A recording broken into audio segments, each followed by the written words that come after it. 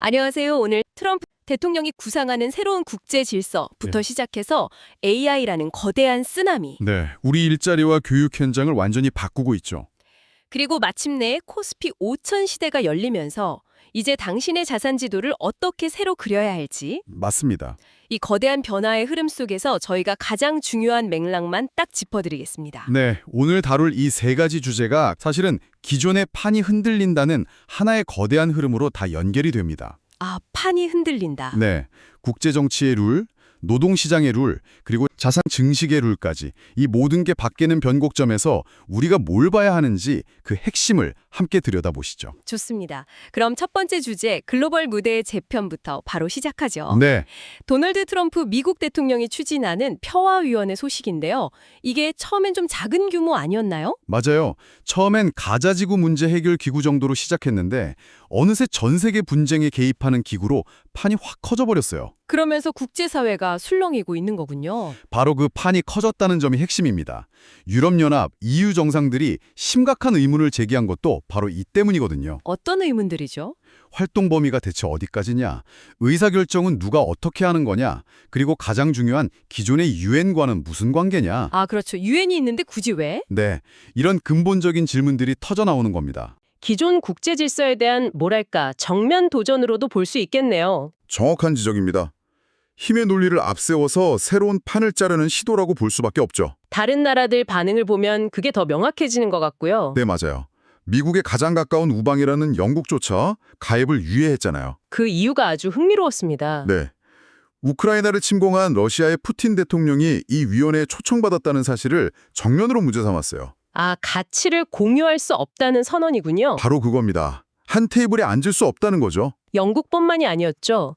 중국과 브라질은 아예 대놓고 견제에 나섰고요. 네, 시진핑 주석하고 룰라 대통령이 전화통화해서 유엔의 핵심 지위를 수호해야 한다고 딱 입을 맞췄습니다. 이건 뭐 거의 공개적인 반대 성명이나 다름없네요. 그렇죠. 기존 질서의 수혜자들이 새로운 룰이 만들어지는 걸 원치 않는다는 신호를 아주 명확하게 보낸 겁니다. 시작부터 파워게임이 아주 복잡하게 돌아가는군요. 네, 이런 국제적 갈등이 이제 국가 대 국가를 넘어서 기업과 국가 간의 싸움으로도 번지고 있습니다. 맞습니다. 쿠팡의 미국 투자자들이 한국 정부를 상대로 소송을 제기한 사건이 바로 그 예시죠. 네, 이 사건을 들여다보면 정말 요즘 국제 통상 분쟁이 얼마나 복잡한지 알 수 있는 것 같아요. 그렇죠. 이들이 단순한 소송이 아니라 투트랙 전략을 구사하고 있거든요. 투트랙 전략이요? 그게 뭔가요? 하나는 국제 투자 분쟁, ISDS라는 법적 절차고요.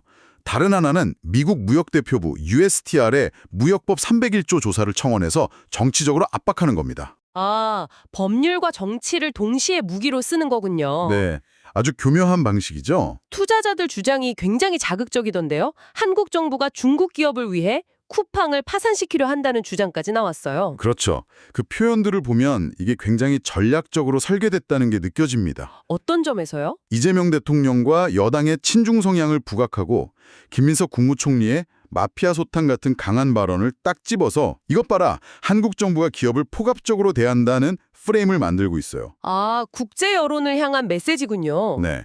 심지어 베네수엘라 같은 독재 국가에 비유하기도 했죠. 주장이 워낙 자극적이라 정부도 강하게 반박할 수밖에 없었겠네요. 네. 정부는 전체 맥락과 무관한 자의적 편집이라고 일축했는데요. 하지만 의도적 왜곡이라는 반박만으로는 좀 부족하지 않을까요? 바로 그 부분이 딜레마입니다. 이미 저쪽은 자극적인 프레임으로 여론전을 시작한 뒤니까요. 그럼 실제 제재 가능성도 있는 건가요? 대부분의 통상 전문가들은 그럴 가능성은 매우 낮게 봅니다. 명분이 약하거든요. 아, 그렇군요. 네. 이건 제재 자체가 목적이라기보다는 온갖 카드를 다 꺼내서 협상 테이블에서 유리한 고지를 차지하려는 아주 고도화된 압박 전술로 봐야 합니다. 알겠습니다. 자, 그럼 이제 우리 삶의 소프트웨어라고 할 수 있는 AI 혁명 이야기로 넘어가 보겠습니다. 다보스 포럼에서 나온 IMF 총재의 경고 정말 섬뜩했습니다. 노동시장에 강타하는 쓰나미.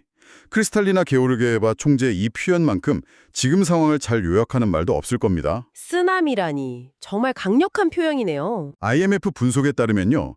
향후 몇 년 안에 AI가 전 세계 일자리의 40%의 영향을 미친다고 합니다. 40%요? 네. 그리고 특히 우리 같은 선진국은 그 비율이 무려 60%에 달할 거라고 해요. 60% 정말 피부에 와닿는 숫자네요. 여기서 중요한 건 없앤다가 아니라 영향을 준다는 겁니다. 아, 일하는 방식 자체가 바뀐다는 의미군요. 맞습니다. 어떤 일자리는 사라지겠지만 더 많은 일자리는 완전히 다른 방식으로 일하게 될 거라는 거죠. 이런 거시적인 변화도 중요하지만 당장 우리 아이들의 미래와 직결된 교육 현장의 변화가 더 충격적인 것 같습니다. AI 선생님이 등장했다고요? 네. 구글의 AI 챗봇 제미나이가 미국판 수능인 SAT 연습 문제를 무료로 제공하기 시작한 게 신호탄입니다. 이게 왜 그렇게 파괴적인 변화라고 하는 거죠? 현재 미국에서 SAT 개인 과외는 시간당 $200를 훌쩍 넘는 초고가 시장이거든요. 아, 우리 돈으로 13조 원이 넘는 시장인데 AI가 이걸 무료나 월 몇만 원 수준의 구독료로 대체하기 시작한 겁니다. 단순히 문제만 던져주는 게 아니라 맞춤형 해설까지 해준다고 하니 이건 그냥 문제집이 아니라 정말 24시간 대기하는 개인 교사네요. 그렇죠. 저소득층이나 지방 학생들에게는 엄청난 기회가 될 수 있습니다. 교육 격차 해소에도 긍정적일 수 있고요. 하지만 여기서 우리가 한 걸음 더 들어가 봐야 할 질문이 있을 것 같은데요. 어떤 점을 말씀하시는 걸까요? 예를 들면 AI가 주는 지식의 편향성 문제라던가 혹은 정서적인 교감 없는 교육의 부작용 같은 것들이요. 바로 그겁니다. AI가 특정 이념에 편향된 데이터를 학습했다면 어떡할까요? 혹은 교묘하게 틀린 정보를 가르친다면요? 생각해보니 정말 위험할 수 있겠네요. 인간적인 유대감이 사라진 교육이 아이들의 사회성 발달에 미칠 영향도 무시할 수 없죠. 연간 30조 원 규모의 한국 사교육 시장도 지금 엄청난 고민에 빠졌을 겁니다. 전문가들은 어떻게 전망하나요? 기존 학원들이 다 문을 닫게 될까요? 두 가지 시나리오가 공존합니다. 하나는 말씀하신 대로 단순 지식 전달 위주의 학원들은 도태될 거라는 비관론이고요. 다른 하나는요? 오히려 AI를 잘 활용하는 법을 가르치는 새로운 형태의 학원이 등장할 거라는 예측도 나옵니다. 아, AI에게 어떻게 질문해야 좋은 답을 얻는지 이런 걸 가르치는 거군요. 네, 맞습니다.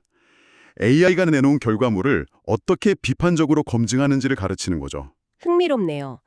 AI라는 쓰나미에 휩쓸려 갈 것인가 아니면 그 파도를 타고 서핑을 할 것인가의 문제군요. 바로 그런 기로에 서 있는 셈입니다. 자, 그럼 이제 우리 삶의 하드웨어, 돈의 문제로 넘어가 보겠습니다. 코스피가 드디어 5천 시대를 열면서 자산 관리에도 지각 변동이 일어나고 있습니다. 네, 특히 개인종합 자산관리계좌 ISA 시장에서 아주 의미 있는 머니무브가 관찰되고 있죠. 핵심은 뭔가요? 돈이 은행에서 증권사로 대거 이동하고 있다는 겁니다.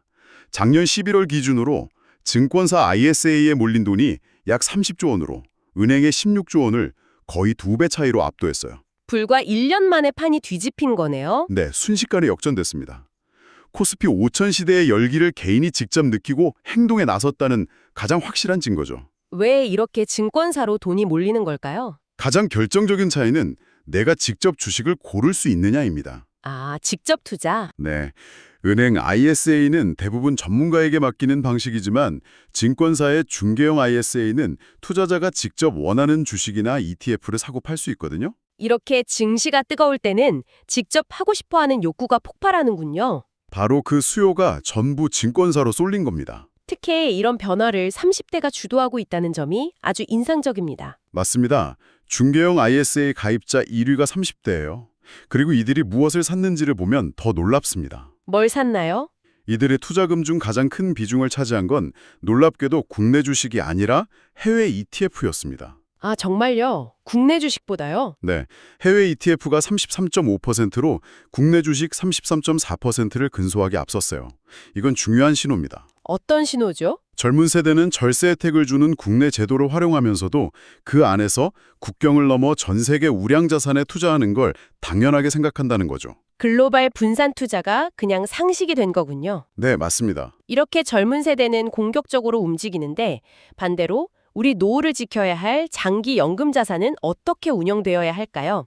여기서 캐나다의 사례가 중요한 것 같습니다. 네, 캐나다 연금 개혁의 핵심은 한마디로 더 내고 더 받는다는 원칙을 성공시켰다는 데 있습니다. 더 내고 더 받는다. 네, 1997년에 연금 고갈 위기가 닥치자 캐나다 정부가 보험료율을 5.6%에서 9.9%로 거의 2배 가까이 올리는 초강수를 둡니다. 저항이 엄청났을 텐데요.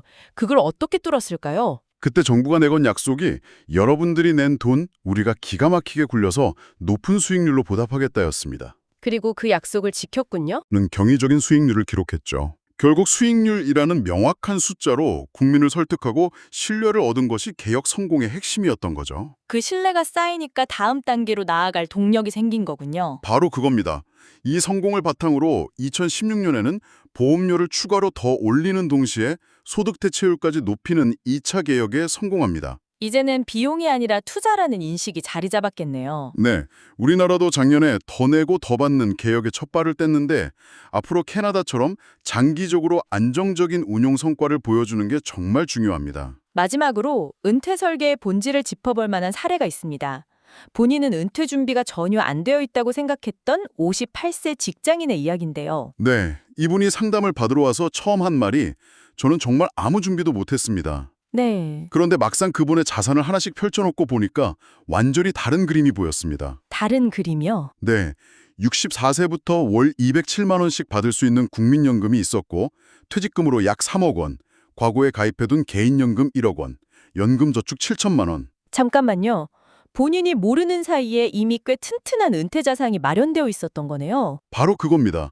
의외로 이런 분들이 정말 많아요. 자기 자산 현황을 제대로 모르고 막연한 불안감만 느끼는 거군요. 네, 여기서 은퇴 설계의 가장 중요한 통찰이 나옵니다. 그게 뭔가요? 은퇴 설계의 핵심은 내 자산이 총 얼마인가라는 총액의 문제가 아니라 이 돈들이 언제 어떤 순서로 내 통장에 월급처럼 꽂히는가, 즉 현금 흐름을 설계하는 데 있다는 겁니다. 현금 흐름, 캐시플로우. 네, 퇴직금이나 연금이라는 거대한 저수지에 물을 모아두는 것도 중요하지만 정말 중요한 건 소득 공백기라는 가뭄이 들 때를 대비해서 수문을 언제, 얼마나 열지 계획하는 거죠. 아, 퇴직 후 국민연금이 나오기 전까지의 소득 공백기, 이른바 은퇴 크레바스를 메우는 게 핵심이겠군요. 정확합니다. 이분의 경우 그 공백을 메우기 위해 개인연금과 연금저축을 먼저 인출해서 생활비로 쓰도록 설계했어요. 퇴직금은 놔두고요. 네, 퇴직금 3억 원은 IRP 계좌에 넣어 세금을 이연시키면서 비상금처럼 놔두고요. 그러다 64세부터 든든한 국민연금이 나오기 시작하면 개인연금 인출액을 줄이면서 전체적인 현금 흐름을 안정적으로 조절하는 거죠. 결국 은퇴 설계는 단순히 돈을 모으는 게 아니라 내 삶의 시간표에 맞춰 돈이 마르지 않게 길을 만들어주는 작업이군요. 맞습니다. 오늘 정말 거대한 변화의 소용돌이를 함께 들여다봤네요. 국제 질서에서 시작해서 AI, 그리고 투자와 은퇴 설계까지. 이 모든 변화를 관통하는 키워드를 꼽자면 예측 불가능성, 그리고 적응일 겁니다. 예측 불가역성과 적응. 네, 기존의 공식들이 더 이상 통하지 않는 시대에 우리는 어떻게 적응해야 할까요?